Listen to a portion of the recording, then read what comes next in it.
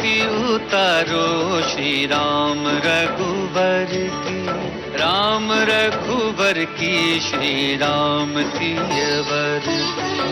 आरती उतारो श्री राम रघुवर की, राम रघुवर की, श्री राम सियवर की। भक्ति ज्योति जगमग हो मन मंदिर की, आरती उतारो श्री राम रघुवर की, राम रघुवर की, श्री राम सियवर की। सियावर रामचंद्र की। गुरुवर, आज सिद्धार्थ प्रथम बार महाराज के साथ साक्षी न्याय सभा में जा रहे हैं। इन्हें आशीर्वाद दीजिए। सिद्धार्थ, गुरुवरे के पांव छू। शतायुषी भव, कीर्तिमान भव, कुल देवता सूर्य समान तेजस्वी भव। दीजिए। प्रसाद नहीं, आशीर्वाद। मेरा आशीर्वाद तो सदा आपके साथ है कुमार। कहाँ है आपका आशीर्वाद? मुझे तो नहीं दिख रहा।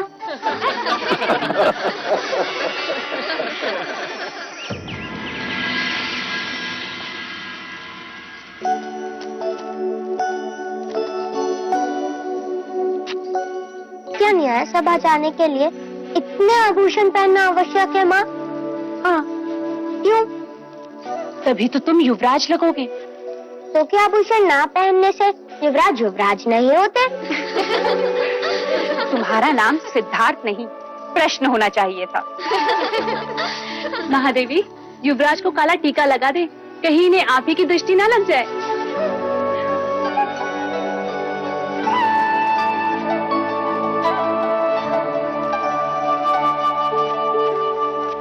लीजिए देव, युवराज न्याय सभा जाने के लिए सज्ज है। मुझे इतने आभूषण पहनाते हैं कि अब तो मैं ढंग से खेल भी ना सकूंगा। पुत्र, तुम युवराज हो, इतना बोझ तो तुम्हें उठाना ही होगा। चलें? क्षत्रिय ऐसे नहीं है, ऐसा चलता है।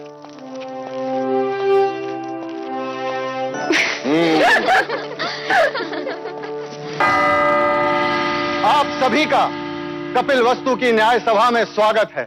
और स्वागत है हमारे युवराज सिद्धार्थ का और कुमार देवदत्त का भी, जो आज प्रथम बार कपिल वस्तु की न्याय सभा में उपस्थित हुए हैं। युवराज सिद्धार्थ की, युवराज सिद्धार्थ की, युवराज सिद्धार्थ की। शांत हो जाइए, शांत हो जाइए। महाराज शुद्धोदन की आज्ञा से अब आज की न्याय सभा आरंभ की जाती है। अब दोनों किसान अपनी अपनी न्याय याचना लेकर महाराज के सम्मुख उपस्थित होंगे।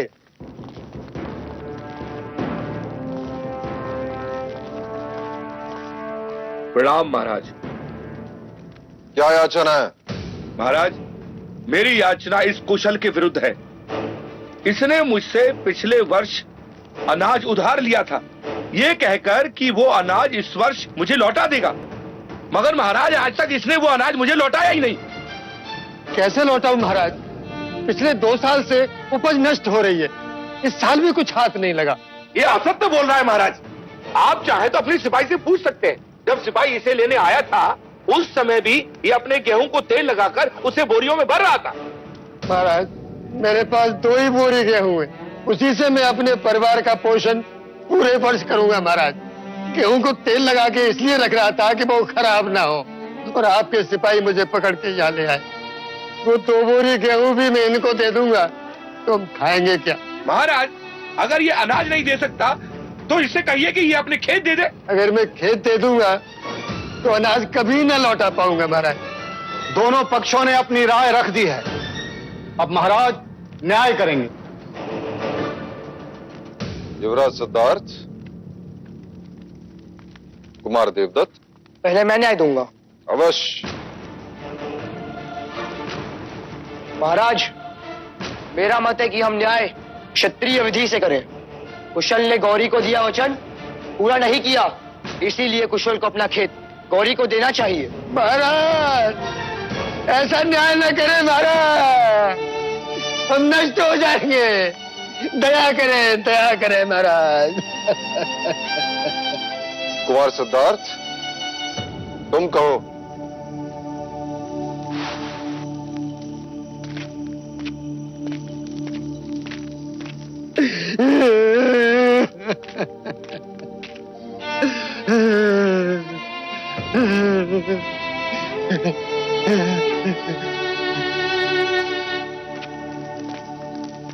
महाराज, यदि कुशल गौरी को गेहूं दे देगा तो अपने परिवार का पेट कैसे पालेगा? खेत दे देगा तो अनाज कहाँ से उगाएगा? और गौरी को उसका अनाज कहाँ से लौटाएगा?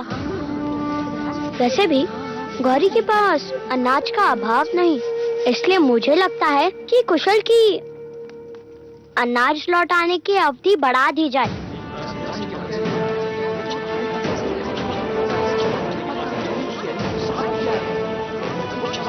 मैं देवदत्त के न्याय से सहमत हूं।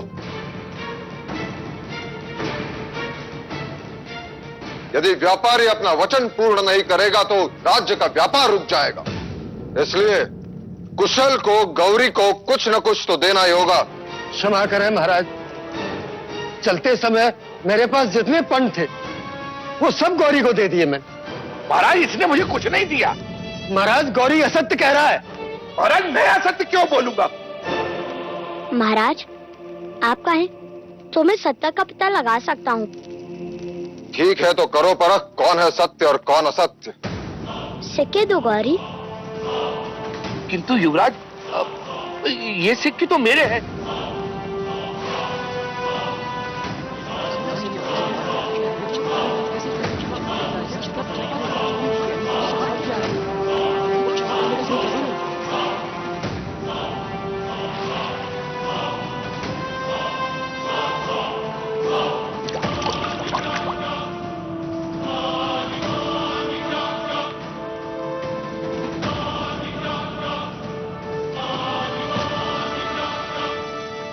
ये सिक्के कुशल के ही हैं। इस बात का क्या प्रमाण है कि ये सिक्के कुशल के ही हैं? क्योंकि जब कुशल ने सिक्के दिए तब वो गेहूं को तेल लगा रहा था और तेल सिक्कों पर लगा है।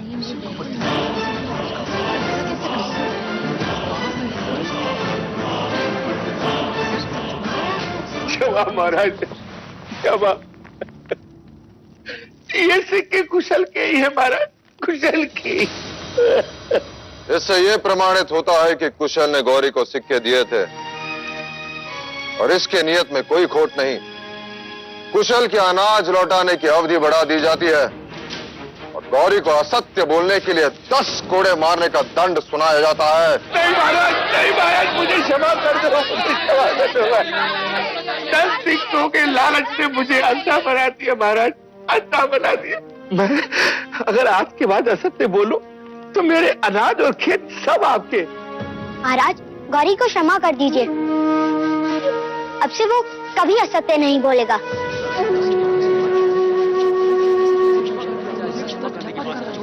गौरी, मैं तुम्हें क्षमा कर सकता हूं यदि इस न्याय सभा में कोई तुम्हारा उत्तरदायित्व लेता है कि तू दोबारा झूठ नहीं बोलेगा। हाँ महाराज।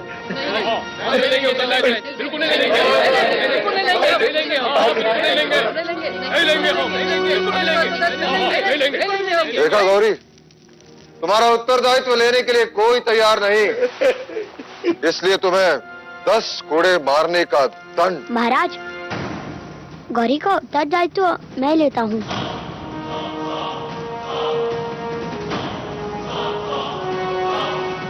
आज से ये कभी असत्य नहीं बोलेगा।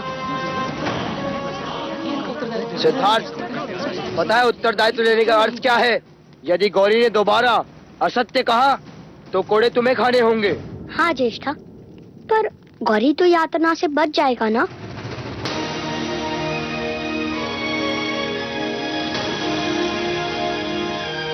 युवराज सिद्धार्थ की जय हो। युवराज की, युवराज की, युवराज की, युवराज की, युवराज की, युवराज की, युवराज की,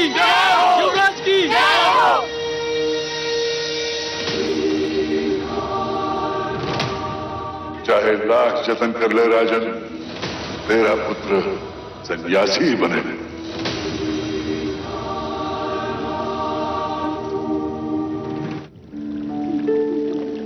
सारे नगर में सिद्धार्थ की न्याय कुशलता की चर्चा हो रही है। पूरा कपिलवस्तु खुश है। क्या हुआ देव, क्यों मना शांत है? आज तो आपके क्षत्रिय ने पूरी न्याय सभा जीत ली। न्याय करना क्षत्रिय का लक्षण है और बुद्धिपूर्वक न्याय करना ज्ञानी का लक्षण। परंतु अपराधी का उत्तरदायित्व लेना करुणा का लक्षण है प्रजापति।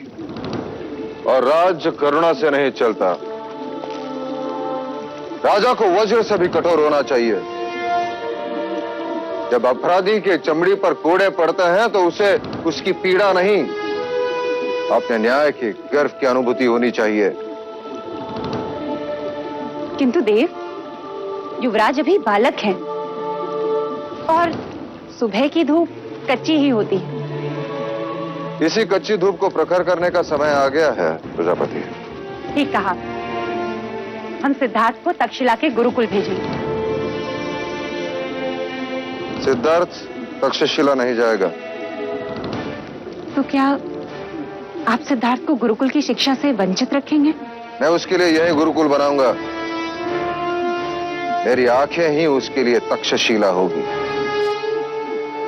हमारे कुल के सभी बालक एक साथ यही पढ़ेंगे, कपिलवस्तु में।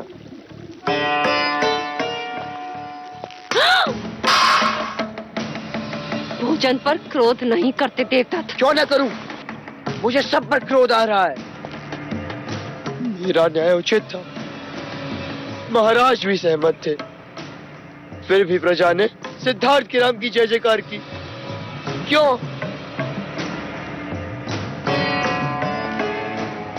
आंसू पोंछो देवदत्त, इस भांति रोते नहीं। अब तुम बड़े हो गए हो। यदि आप महाराज से बड़े होते तो राजगद्दी हमारी होती। देवदत्त, सची तो कह रहा है वो। इस भांति बड़ा होकर भी देवदत्त छोटा नहीं बनता। आप इसके पिता हैं। आपकी आंखों में इसके आंसुओं का कोई मूल्य नहीं। क्या चाहते हैं आप? कि देवदत्त भी सिद्धार्थ के पीछे पीछे घूमता रहे जैसे कि आप महाराज के पीछे घूमते हैं? मंगला,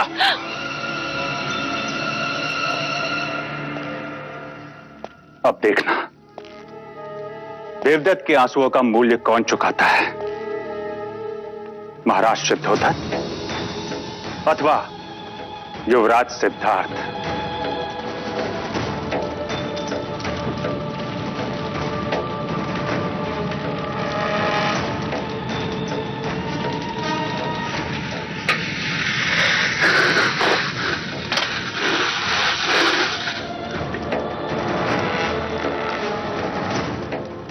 लीजिए महाराज, ज्यों की त्यों है, रत्ती भर भी अंतर नहीं है।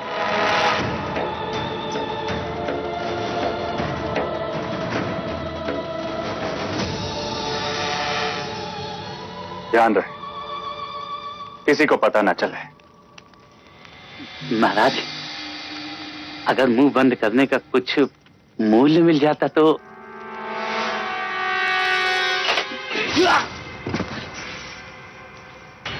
ऋण तो मैं स्वयं भी नहीं रखता। अरे अरे इधर इधर, अरे उधर नहीं, उधर नहीं, उधर नहीं, अरे उधर, अरे इधर इधर इधर इधर, अरे उधर इधर इधर, अरे इधर इधर, अरे इधर इधर।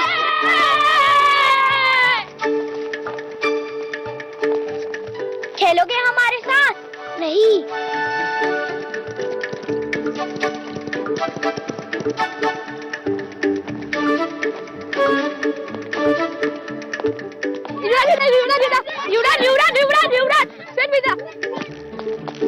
कुमार, वहां मत जाइए, वहां युवराज खेल रहे हैं। चल।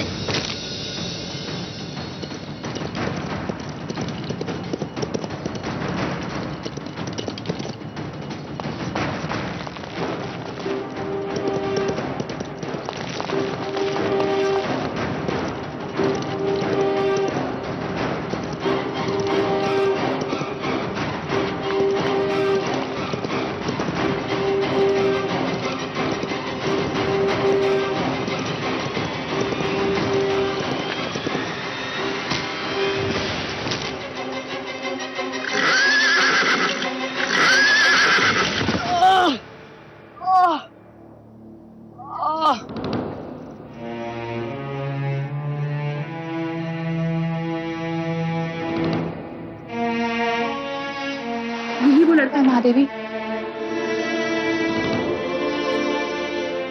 क्या नाम है तुम्हारा? चन्ना, चन्ना महादेवी। ये तुम्हारा पुत्र है सूर्य? जी। भीतर आओ। जी नहीं युवराज, मैं यहाँ ठीक हूँ। वो सारथी पुत्र है, वो भीतर नहीं आ सकता। क्यों? वो ओछी जात के हैं, उन्हें छूते नहीं। ओछी जात? ये जात क्या है? जैसे आप युवराज हैं और वो सारथी पुत्र है। तो वो मुझसे भिन्न कैसे? आपका जन्म राजप्रासाद में हुआ है, इसलिए आप युवराज हैं, और वो छोटे घर में रहता है, इसलिए सारथी पुत्र है। इसमें क्या भिन्नता है? घाव होने पर उसे भी तो रक्त आता है। जब आप बड़े हो जाएंगे तो अपने आप समझ जाएंगे। पर मैं तो अभी समझना चाहता हूँ।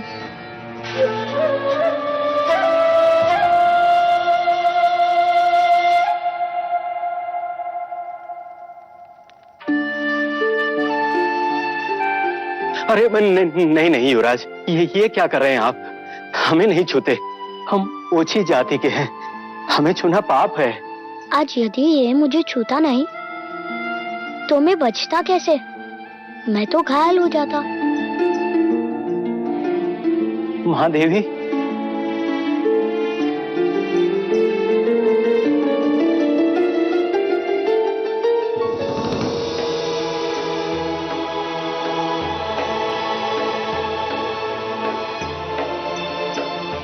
देवदत्त कैसा है? उन्हें अधिक चोट आई है, और ये बात तो मुझे अब बता रही है। चल।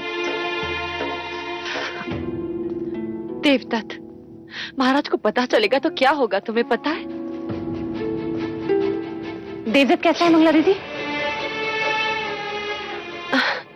देखो ना, सिद्धार्थ को बचाते बचाते घोड़े पर से गिर गया।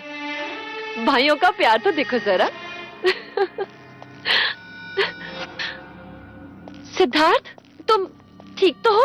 ये हटाओ इसे यहाँ से, इसी के कारण सब कुछ हुआ। यही बीच में आ गया था और मैं अश्वनियंत्रण खो बैठा और गिर पड़ा। हटाओ इसे यहाँ से, ओछी जात। ये मेरे साथ है ज्येष्ठा। यदि ये तुम्हारे साथ है तो मैं तुम्हारे साथ नहीं। देवदत्त, क्या कह रहे हो? युवराज है ये। कोई बात नहीं मंगला दीदी, हमें तो इस बात का संतोष है कि दोनों कुमार स्वस्थ हैं। एक बात और मंगला दीदी, ये बात महाराज तक ना पहुंचे, अन्यथा अकारण ही युवराज को लेकर चिंतित हो जाएंगे।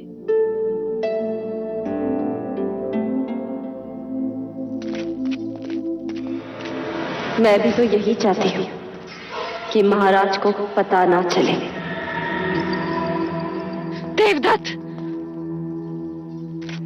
अच्छा अवसर चला गया हाथ से, अन्यथा आज तो मेरा आखेट बन ही जाता।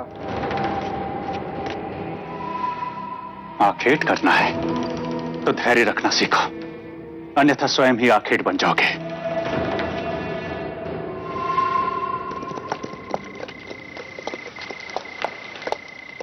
गौरीनंदन जी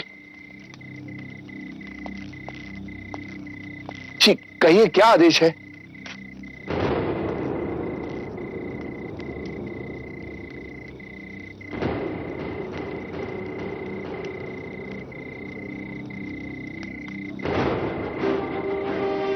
महाराज के आदेश का पालन होना चाहिए। जी।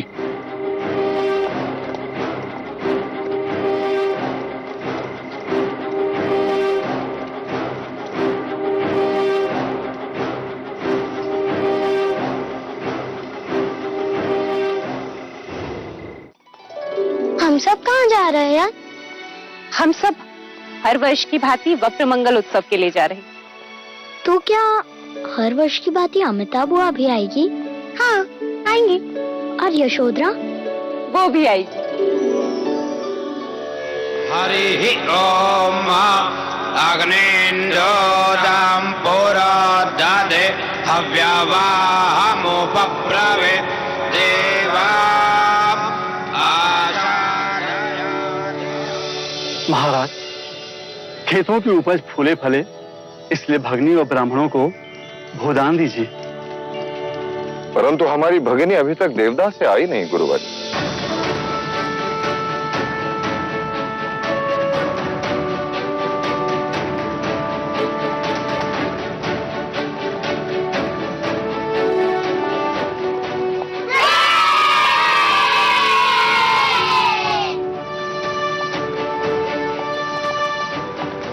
यशोधरा, क्या ये तुम्हारा हाथी है? हाँ, कुंज है इसका नाम। क्या ये मेरा मित्र बनेगा? हाँ, बनेगा। वैसे तो वो रथ या पालकी से आती है, इस बार वो हाथी पर कैसे आई? ये हाथी जानबूझकर हमें नीचा दिखाने भेजा है महाराज दंडपानी ने, जिससे ये सिद्ध हो जाए कि वो हमसे अधिक धनी है। ये हाथी नहीं महाराज, उनका अहंकार है।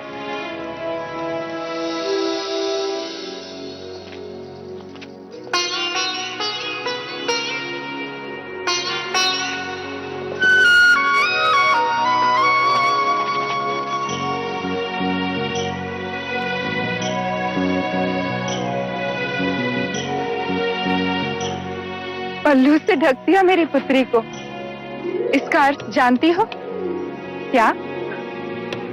अब से ये तुम्हारी हुई। तुमसे किसने कहा कि ये पराई है? ये तो पहले से ही हमारी है। क्यों यशोधरा?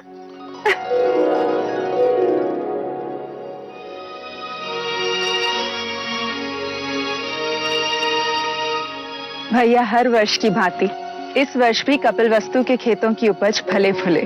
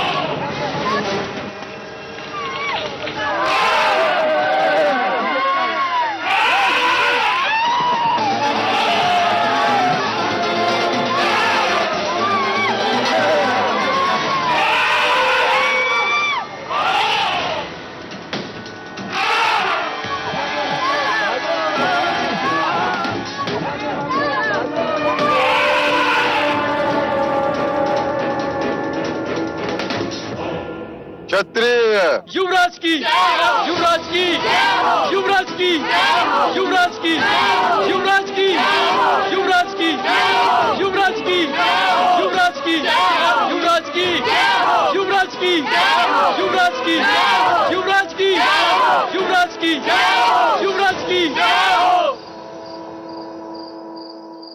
हाँ, अब मैं पासे फेंकता हूं। चौसर खेलते समय सामने वाले के मुख की ओर ध्यान नहीं होना चाहिए, उसके हाथों की ओर ध्यान होना चाहिए, अन्यथा वो कपट कर सकते हैं।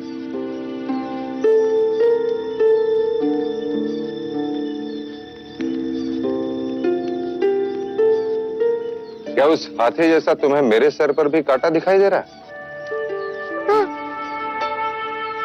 निकाल दो।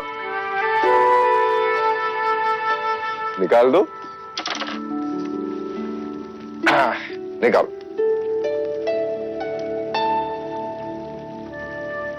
ये देखिए, इसका रंग इतना भिन्न क्यों है? अब क्या उत्तर देंगे, कैसे समझाएंगे? ये सफेद बाल वृद्धत्व का संकेत है। फिर वो पूछेगा वृद्धत्व क्या होता है? कुमार, जैसे आपके छोटे पुराने दांत टूटकर नए दांत आ गए, उसी प्रकार बालों का रंग बदलकर वो गिर जाते हैं और उसकी जगह पे नए बाल आ जाते हैं। वैसे जैसे पेड़ की पत्तियां अपना रंग बदलती हैं। बिल्कुल वैसे हैं। सही समय पे आई। युवराज को नींद आ रही है, ले जाओ।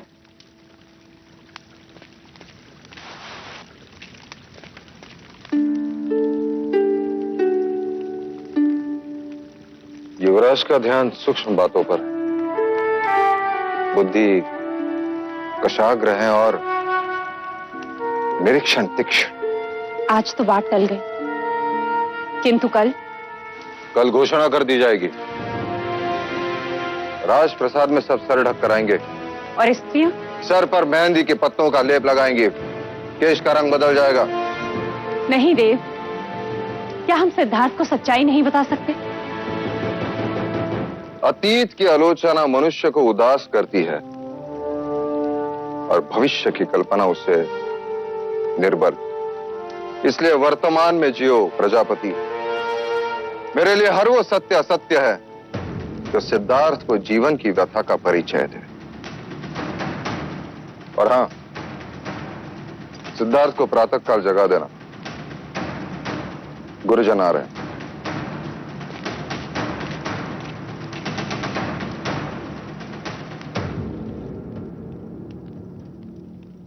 जैसे आपके छोटे पुराने दांत टूटकर नए दांत आ गए, उसी प्रकार बालों का रंग बदलकर वो गिर जाता है।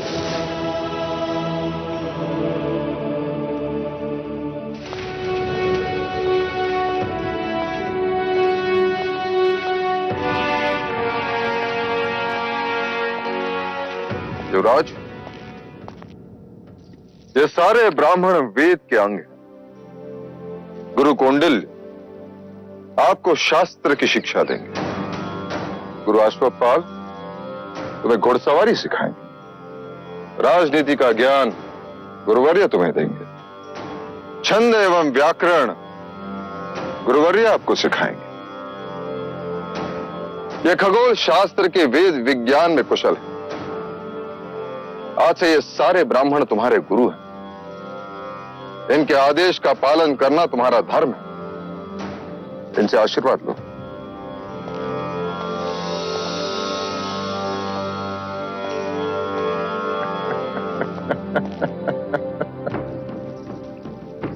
तो तुमने शिक्षा न प्राप्त करने का हट छोड़ ही दिया।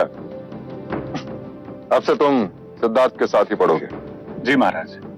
कह रहा था जब युवराज सिद्धार्थ पढ़ाई करने गुरुकुल जा रहे हैं तो मैं अकेला क्या करूंगा?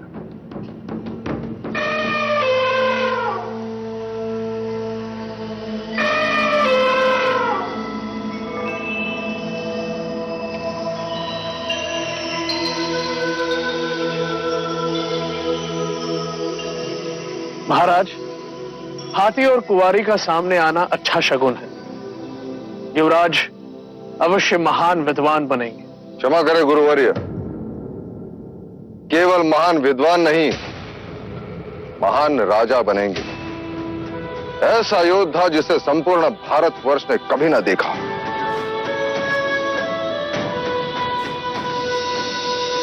ये क्या है? दीपक। ये दीपक ज्ञान और ध्यान का प्रतीक है। वो कैसे?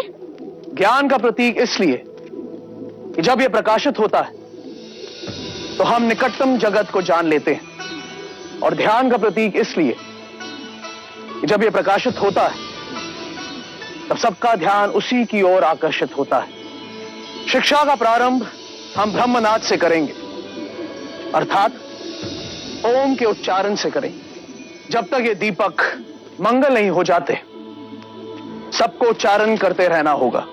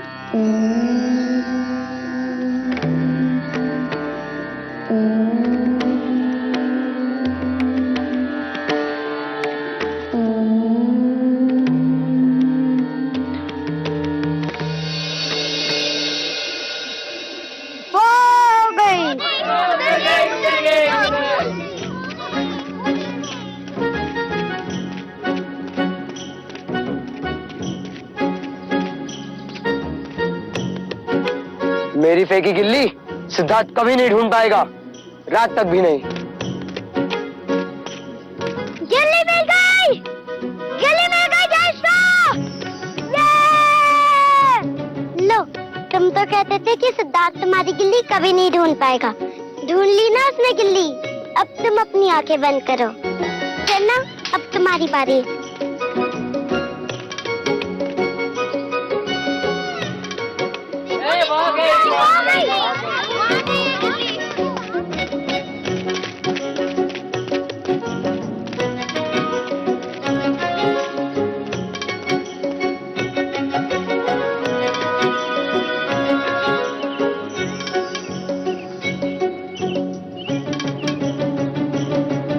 मिल गई गिल्ली, मिल गई। ढूंढ ली मैंने, सिद्धार्थ से भी कम समय में। लेकिन ऐसा कैसे हो सकता है?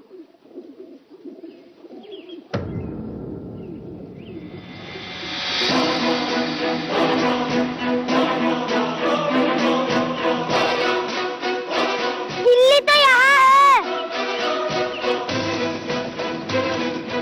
सिद्धार्थ इतनी जल्दी गिल्ली कैसे ढूंढ सकता है? अवश्य इसने कपट किया है। इसने हमें दूसरी गिल्ली दिखा दी। नहीं, सिद्धार्थ सत्य कभी नहीं बोल सकता। तो मैं सत्य बोल रहा हूँ। ध्यान रहे, मैं जयेश हूँ, कपट सिद्धार्थ ने ही किया है।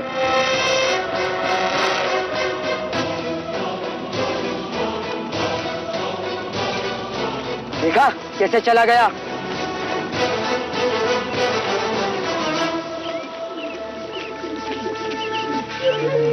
क्या हुआ सिद्धार्थ?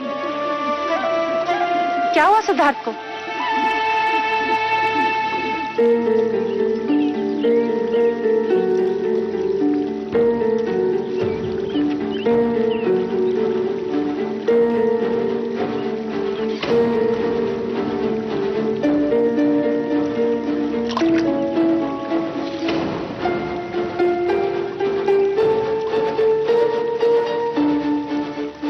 सिद्धार्थ, तुमने सत्य कहा, तुमने कपट से खेल जीता।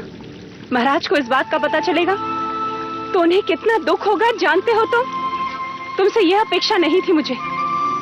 सच कह के हार जाते तो इतना दुख नहीं होता। तुम्हारा दंड यह है कि मैं तुमसे अब बात नहीं करूंगी।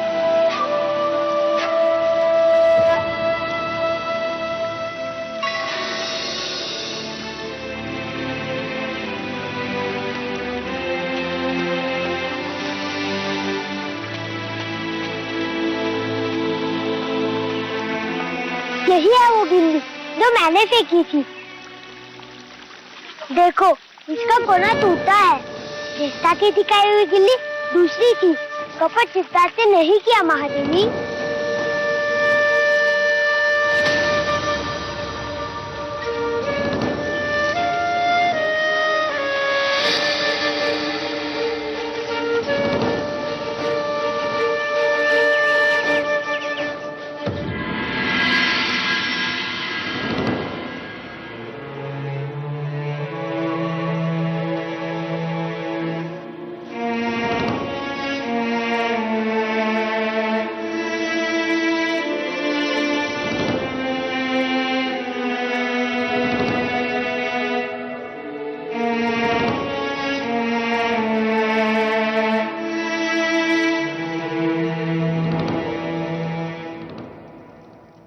माँ, आप रो क्यों रही हो माँ? पुत्र, तू सही था। तो तूने प्रतिकार क्यों नहीं किया? क्यों नहीं कहा कि असत्य तूने नहीं, देवदत्त ने कहा था? माँ, आप ही ने तो कहा था बड़ों का मान रखना। मैं चेष्टा को झूठा कैसे कहता? यदि वो झूठा प्रमाणित होते तो उन्हें दंड मिलता। किंतु दंड तुझे मिला सिद्धार्थ। असत्य का आचरण देवदत्त ने किया। तू सच क्यों नहीं बोला? मैं सच्चा था, इसलिए चुप रहा। क्योंकि सत्य स्वयं प्रकाशित होता है, उसे कोई छुपा नहीं सकता। ऐसा मैंने गुरुजी कहते हैं। किंतु व्यवहार में ऐसा नहीं होता पुत्र। स्वयं को बचाना मनुष्य का कर्तव्य है। अर्थात झूठ का आचरण करता। पुत्र, खरे सोने में भी जब मिलावट होती है ना, तभी आभूषण बनता है। अब से याद रखूंगा माँ। अच्छा बता, अब मेरा क्या प्रायश्चित है? अकारण ही तुझे दंड दिया।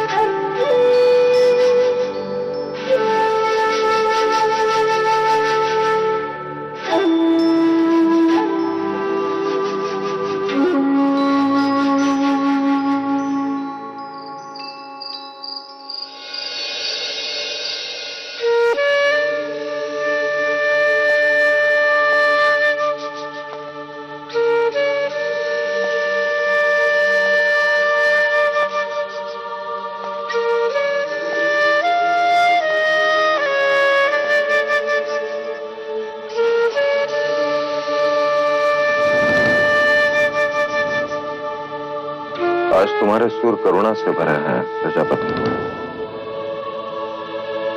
तुम दुखी हो।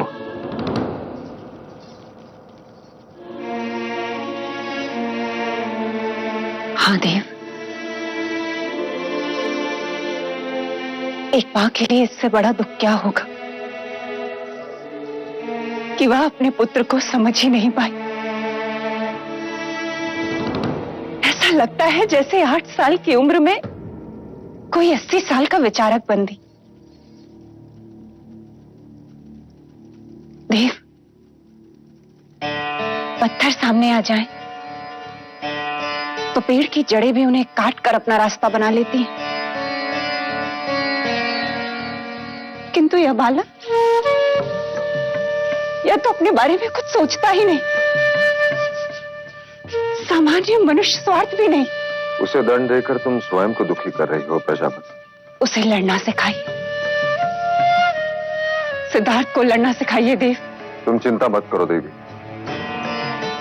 मेरे जीवन का ध्येय यही है कि सिद्धार्थ भारतवर्ष का सबसे बड़ा योद्धा बने। वो सम्राट सिद्धार्थ गौतम कहलाए।